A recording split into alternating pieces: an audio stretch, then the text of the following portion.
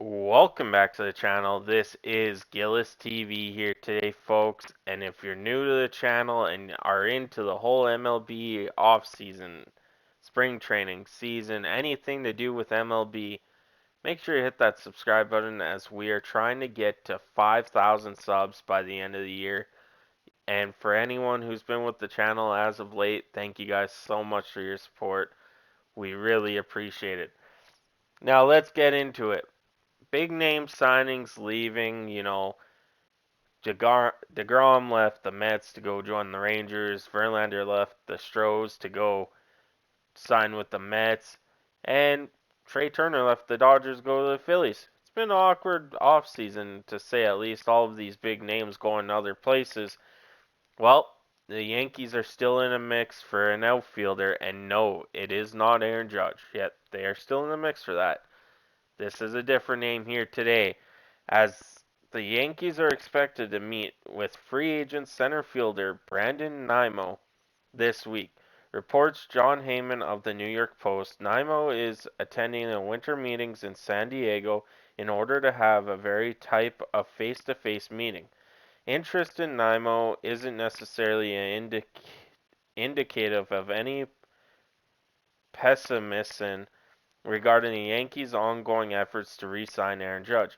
Hyman writes that the team is hoping to secure two outfielders this winter, and while Judge and Nimmo represent the two most expensive options on the market, they also represent the top two talents. It's only natural that losing Judge would theoretically increase New York's urgency to then lure Nimmo away from crosstown rivals, but interest in one does not strictly depend on the other's situation. Brandon Nimmo, who will turn 30 near the end of spring training, is a sensible target for the Yankees regardless of Judge's eventual decision. The Yankees' 7-year extension for center fielder Aaron Hicks has proven to be a misstep, as Hicks has been often injured throughout the life of the deal and has seen his defensive ratings in center decline. The 2022 season actually marked the first time that Judge has played primarily center field, and his shift to the center was born largely out of injuries and poor performances by Hicks. The Yankees could have turned things around over to young Estevan Florial for a larger look, but despite solid showings in Triple-A, the team gave him just 35 big league plate appearances, during which time he went 3 for 31 with 13 strikeouts. Adding Nimmo would give the Yankees a clear-cut everyday option at center field, where his defensive ratings have improved considerably over the past two seasons with the New York Mets. Over the past three seasons, Nimmo has turned into a collective 280 hitter batting line with 32 home runs, 55 doubles, 13 triples, an impressive 12.3 walk rate, and a lower than average 18.5% strikeout rate. He's been 38% better than the league's average offensive player in that span. Only six have reached base at a higher rate than Nimmo, who is Juan Soto, Freddie Freeman, Bryce Harper, Aaron Judge, Mike Trout, and Paul Goldschmidt. Injuries have been the primary knock on Nimmo throughout his career, and he'd only play in 100 games one time entering the 2022 season. Though he did appear in 55 of 60 contests during the shortened 2020 campaign, he enjoyed his healthiest season to date in 2022. However, logging a career high 151 games, the injury history to Nimmo is long, as he missed time with knee, foot, neck, hamstring, and finger injuries in addition to the collapsed lung in 2017. For all those injuries, he's only been on the 60-day IL once in his career, when he missed 104 days due to a neck injury in 2019.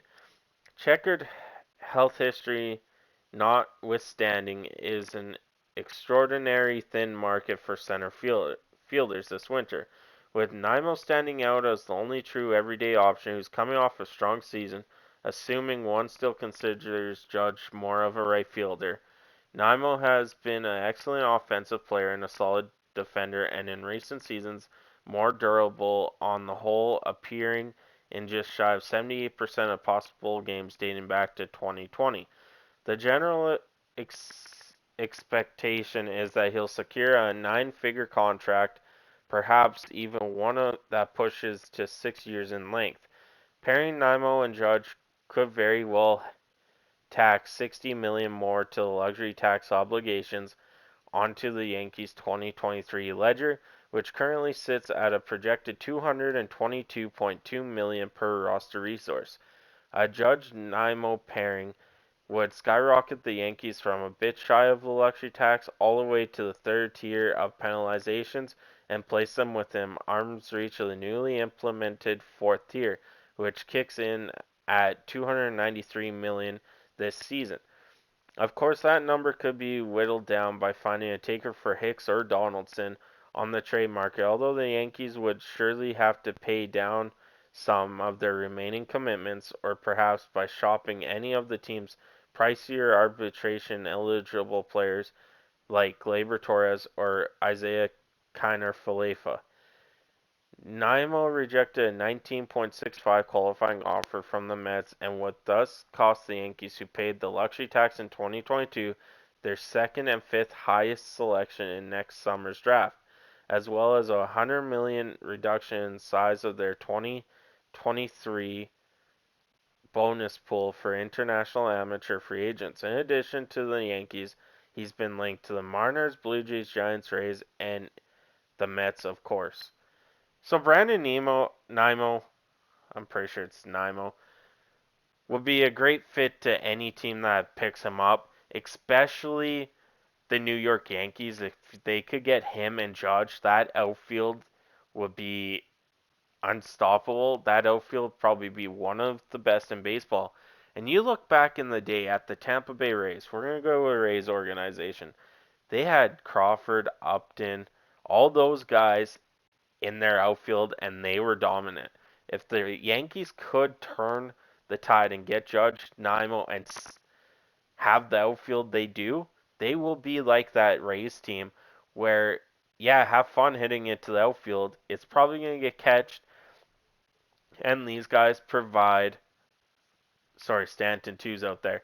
These guys provide hitting, defense, everything. Like it said, Brandon Nimmo had 580 at bats last season for 274 average, 16 home runs, 64 RBIs, and 3 stolen bases. Over the course of his career, he's had 1,973 at bats for 269 average, 63 home runs, 213 RBIs, and 23 stolen bases. So he's an in-play hitter. You already have your power outfielder hitters in Stanton and Judge.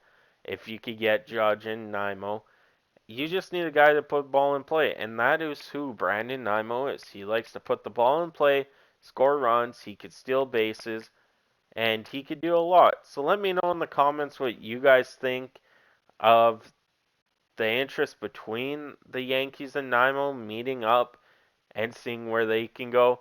But that's it for Gillis TV here today for this video, and I'll catch you on the next one.